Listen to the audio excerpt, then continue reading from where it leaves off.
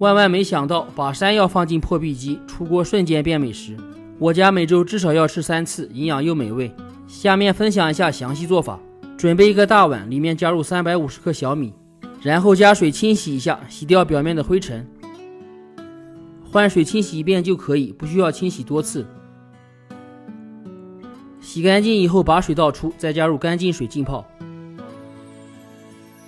山药削皮以后切成段，削皮的时候记得戴上手套。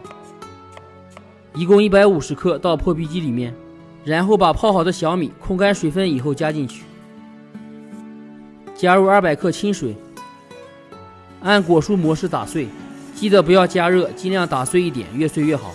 一直搅拌成这种米浆就可以了，大约需要3分钟时间。打好以后倒一个大盆里，往里面加入200克普通面粉，有低筋粉尽量选择低筋粉，加入40克白糖，6克酵母，用筷子搅拌均匀，把面粉搅拌至无颗粒状。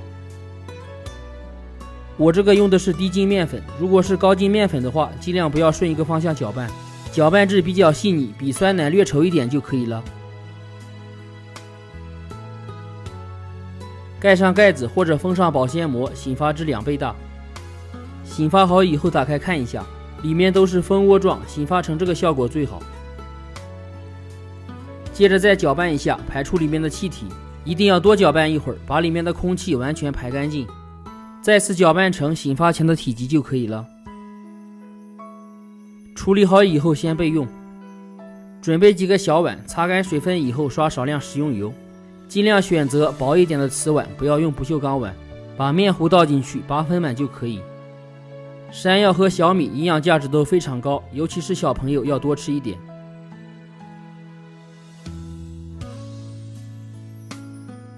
全部装好以后，往上面撒上葡萄干，再撒少量白芝麻。锅里水开以后放到蒸笼里面，盖上锅盖，关火，醒发3到5分钟。2次醒发，蒸出来效果更好。观察一下，体积变大以后，直接开火蒸25分钟。到时间后关火焖2分钟，再打开锅盖，这样可以防止塌陷。这样做的山药小米发糕蓬松暄软，营养又美味。喜欢的朋友别忘了点赞收藏起来试一下，大人小孩经常吃，好处多多。